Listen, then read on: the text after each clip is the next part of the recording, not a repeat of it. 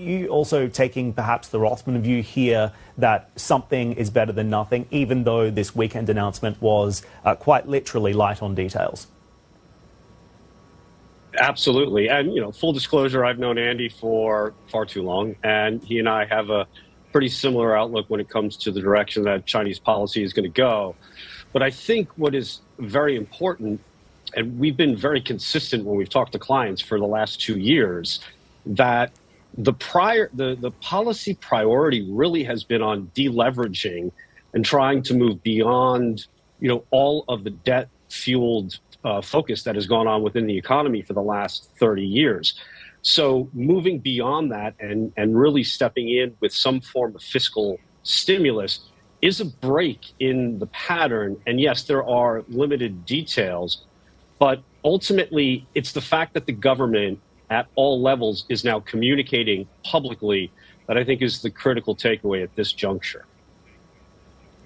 Can I also ask you for reaction to this Goldman call as well, which I thought was particularly interesting off the back of the weekend news conference? Goldman Sachs saying this latest round of stimulus, quote, clearly indicates that policymakers have made a turn on cyclical policy management and upped their year-end GDP forecast to 4.9%. Is that based on stimulus to come, do you believe? And is China capable of delivering that 5% number this year? What do we need to see in order to achieve that milestone? Yeah, when it comes to sell-side projections, I don't put much stock into them because one day it's 4.9, the next day it's 4.5. And quite frankly, you just have to look and see directionally where things are going. And there's no question that the Chinese economy is weak.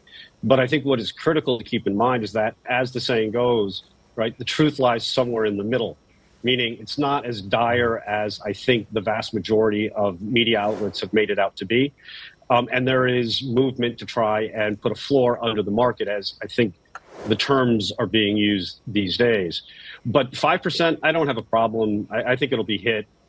It's really where the government is going to put its energies in terms of fiscal and monetary stimulus heading into 2025.